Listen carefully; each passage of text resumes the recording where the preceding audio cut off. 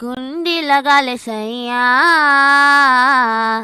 तुम्हार को जन्नत दिखाती मैं, जन्नत दिखाती मैं, जन्नत दिखाती मैं, जन्नत दिखाती दिखाती दिखाती इनो जन्नत दिखाती, ओए ओए ओए कुंडी लगा। So very good morning to everybody. Today we are going to discuss about the CTET notification 2022.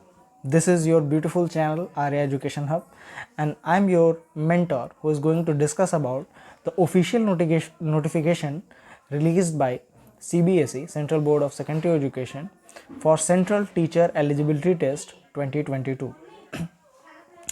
In this video I am going to discuss about all the major points which you need to know while filling the form.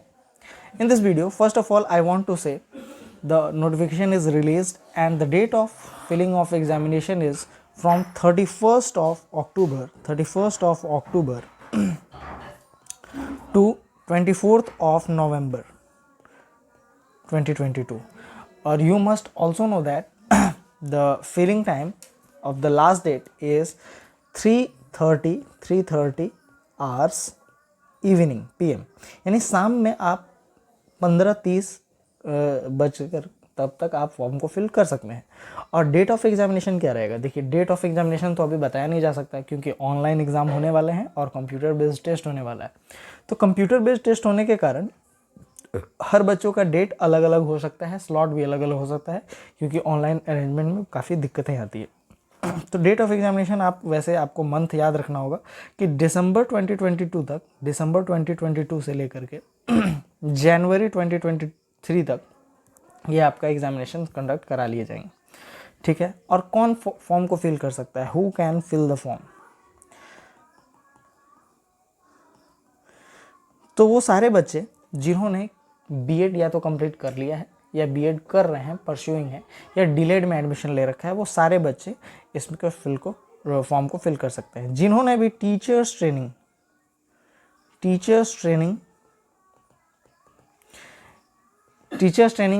किसी भी course में अगर उन्होंने enrol करा रखा है, admission ले रखा है, तो वो सारे लोग इसको फिल करने के लिए एलिजिबल होंगे क्योंकि ये सुप्रीम कोर्ट की ऑर्डर में ये डिक्री रिलीज हुआ है। अब बढ़ते हैं नेक्स्ट टॉपिक की तरफ कि चलिए मैं आपको ऑफिशियल नोटिफिकेशन का ही वो जारी कर देता हूँ कि वो क्या कहता है। तो ये कहता है, देखिए ये कहता है कि दोज, यहाँ पे देखिए आपको लिखा हुआ है फर्स्ट कम फर्स्ट सर्व, ठीक है, first come first serve basis. What does it mean? इसका मतलब ये है कि जो बच्चे पहले फॉर्म को फिल करेंगे वो बच्चों को जल्दी और पहले उनको प्रेफरेंस दी जाएगी कि उन्होंने जो भी सिटी अलॉट किया है या जो भी सिटी अपने प्रेफरेंस में डाला है वो उनको पहले दिया जाएगा।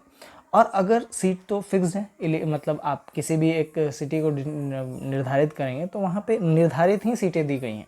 तो अगर उस सीट से अगर ज़्यादा हो जाता है, वहाँ पे फॉर्म फिल ज़्यादा आ जाता है, तो उन बच्चों के लिए ऑप्शन ये है कि या तो वो दूसरा ऑप्शन आप फिल कर लें, ठीक है, आपको ऑप्शन प्रोवाइड करेगा CBSE कि दूसरे सिटी को फिल कर लें, फिर आपको जाने आने में दिक्कत होगा, ट्रांसपोर्टेशन में दिक्कत होगा, और या तो आप उसके फ़ी को आप वापस ले सकते हैं। आपको क्या करना होगा? कैंसिल करना होगा अपने रजिस्ट्रेशन को। आप रजिस्ट्रेशन कैंसिल करेंगे तो आपके जिस अकाउंट से फ़ी को काटा गया है उसी अकाउंट में आपके फ़ी को वापस कर दिया जाएगा।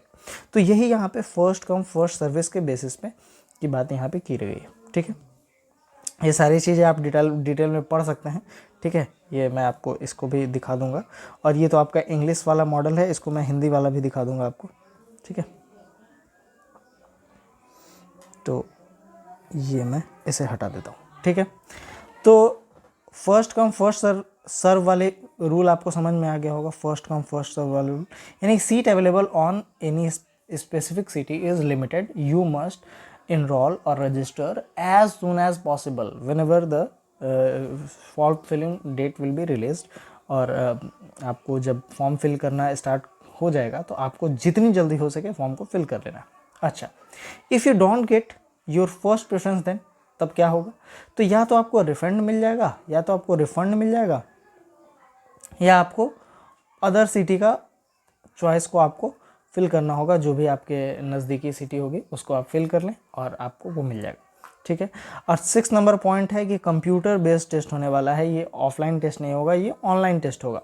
तो ऑनलाइन टेस्ट में थोड़े बच्चे थोड़े डरे रहते हैं, समय की कमी रहती है, और इसीलिए आपको कंप्यूटर बेस्ड टेस्ट के लिए प्रिपेयर रहना है, आपको जितना हो सके मॉक टेस्ट लगाना है ताकि आप प्रिपेयर हो सकें। अच्छा, अब नेक्स्ट बात आती है फ़ी की। तो आपको मालूम है कि फ़ी जो है वो 2 भागों में बांटा गया है। आपको या तो पेपर 1 का फॉर्म फिल करना है या पेपर 2 का, तो आपको केवल 1000 लगेगा। अगर ओनली किसी एक पेपर को आप चूज़ करते हैं, या 1 या 2, और अगर आप दोनों चूज़ करते हैं, बोथ 1 एंड 2, अगर आप दोनों पेपर चूज़ करते हैं तो आपको 1200 रुपये लगने वाला है जनरल और ओबीसी को, और 1000 रुपये लगने वाला है एससी जनरल ओबीसी को, अगर केवल एक पेपर देना चाहते हैं। केवल एक पेपर के लिए 1000 रुपये देना है और दोनों पेपर के लिए आपको 1200 रुपये पे करने हैं, ठीक है। ये जनरल और ओबीसी की बात है। अब SC ST और डिसेबल्ड के लिए, SC ST और डिसेबल्ड के लिए सरकार ने कुछ स्पेशल छूट दे रखा है। वो क्या है कि अगर वो किसी एक पेपर को देना चाहें तो उनको लगेगा केवल 500 रुपीज़, और अगर वो दोनों पेपर को देना चाहें तो उनको देना पड़ेगा 600 रुपीज़, ठीक है। तो इतनी जानकारी आपको पता होनी चाहिए, और इसके बाद आपको तैयारी में जुट जाना है, लगे रहना है। मैं भी आपको टाइम टू टाइम सीटेट से जुड़ी जितनी भी जानकारियाँ होंगी दूंगा।